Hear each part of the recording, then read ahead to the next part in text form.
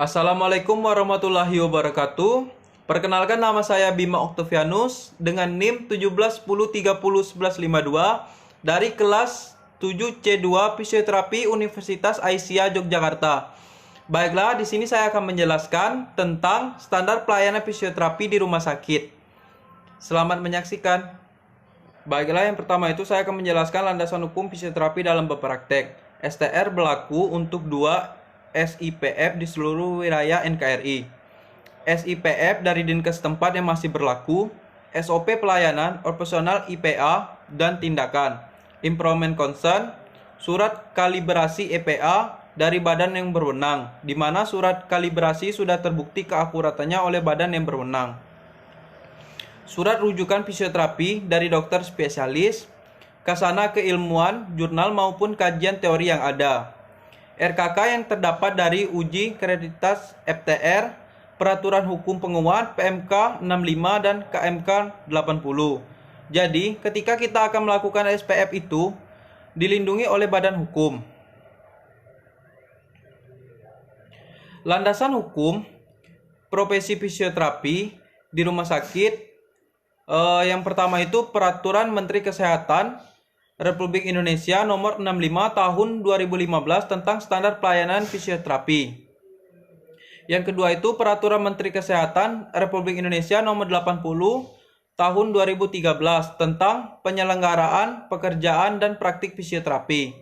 Pasal 1, dalam peraturan menteri ini yang dimaksud dengan yang pertama, fisioterapi adalah setiap orang yang telah lulus pendidikan fisioterapi sesuai dengan ketentuan peraturan perundang-undangan. Yang kedua, fisioterapi adalah bentuk pelayanan kesehatan yang ditujukan kepada individu ataupun kelompok untuk mengembangkan, memelihara, dan memulihkan gerak dan fungsi tubuh sepanjang rentang kehidupan dengan menggunakan penanganan secara manual, peningkatan gerak, peralatan, fisik, elektrotrapesis, dan mekanis, pelatihan fungsi, dan komunikasi. Yang ketiga, naskah akademik penataan sistem pelayanan fisioterapi pada jaminan nasional. Fisioterapi adalah pelayanan kesehatan yang ditujukan kepada individu ataupun kelompok untuk mengembangkan, memelihara, dan memulihkan fungsi tubuh sepanjang rentang kehidupan dengan menggunakan penanganan secara manual, peningkatan gerak, peralatan, psikis, dan mekanis, pelatihan fungsi, dan komunikasi. Yang kedua, saya akan menjelaskan tentang surat tanda registrasi fisioterapi. Itu adalah bukti tertulis yang diberikan oleh pemerintah kepada fisioterapi yang telah memiliki sertifikat kompetensi sesuai dengan ketentuan perundang-undangan. Surat izin praktik fisioterapi SIPF adalah bukti tertulis pemberian kewenangan untuk menjalankan praktik pelayanan fisioterapi secara mandiri dan atau pada fasilitas pelayanan kesehatan. Sistem kredensial dan kewenangan klinis fisioterapi di rumah sakit. Kredensial adalah proses evaluasi terhadap fisioterapis untuk menentukan kelayakan pemberian kewenangan klinis. Sedangkan rekredensial adalah proses reevaluasi terhadap fisioterapi yang telah memiliki kewenangan klinis untuk menentukan kelayakan pemberian kewenangan klinis tersebut.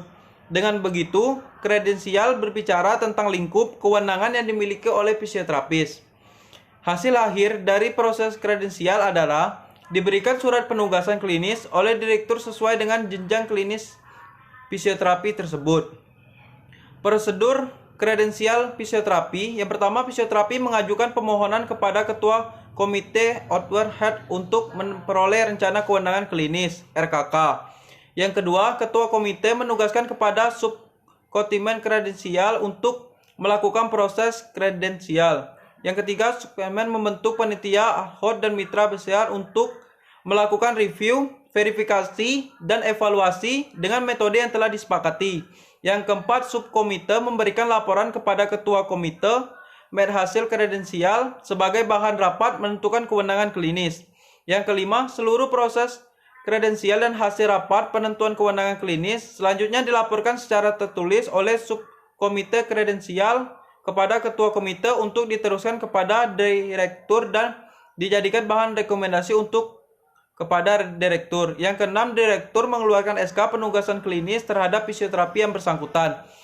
Untuk jati diri fisioterapinya sendiri dapat melakukan asesmen sendiri tanpa adanya advice, membuka praktek mandiri, membuka klinik, membuka kerjasama dengan instansi, terus wirausaha. Baiklah, yang ketiga saya akan menjelaskan tentang standar pelayanan fisioterapi pada pasien COVID. Fisioterapi sebagai tenaga kesehatan dalam kesehariannya di tempat praktek melakukan kontak langsung dengan pasien, maka perlu adanya perlindungan terhadap fisioterapis maupun terhadap pasien. Pedoman berikut dibuat untuk menghadapi atau mencegah penyebaran COVID-19 bagi fisioterapi di fasilitas pelayanan kesehatan. Pelindungan utama adalah menjaga kebersihan tangan, cukup cuci tangan dengan jarak 1,5 sampai 2 meter dengan orang lain. Bila berada di area pasien seperti selasar, koridor, ruang tunggu pasien, dan ruang publik.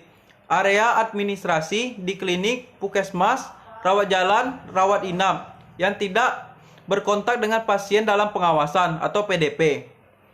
Yang pertama itu adalah kebersihan tangan. Cuci tangan dapat dilakukan dengan dua cara, yaitu dengan sabun dan air mengalir atau dengan hand sanitizer tanpa air. Tidak menyentuh hidung, mulut, dan wajah. Sebagaimana kita mengetahui penyebaran virus COVID-19 melalui droplet, maka sebaiknya tidak menyentuh area wajah, mulut, dan hidung kita. Hal ini juga dapat dianjurkan kepada pasien itu sendiri. Penggunaan alat pelindung diri atau APD. APD ini penggunaannya di setiap area. Kasus dan penderita yang satu dengan lainnya akan berbeda-beda. Pertama-tama harus dilakukan pemeriksaan sekilas pasien dan pastikan pasien itu sendiri tidak ada keluhan seperti demam, batuk, pilek, ataupun sesak napas. Bila mana ditemukan pasien dengan kondisi klinis demikian, maka dipisahkan dan dilakukan screening lebih jauh untuk kewaspadaan pada virus COVID-19 oleh petugas yang menggunakan APD.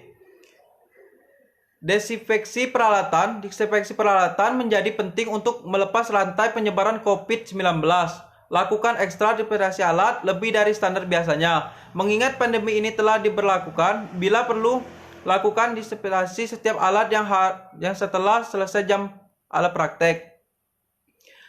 Pelindungan lainnya yaitu sarankan juga kepada pasien untuk melakukan latihan di rumah sehingga tidak perlu sering datang ke fisioterapi. Di saat pandemi COVID-19 ini yang masih berlangsung, utamakan anjuran social distancing atau berdiam diri di rumah. Sebagai acuan latihan dapat diberikan dalam bentuk brosur, leaflet, gambar-gambar, video yang diinstruksikan mudah diikuti dan dilakukan serta dianggap latihan ringan tanpa menimbulkan efek nyeri atau efek lainnya.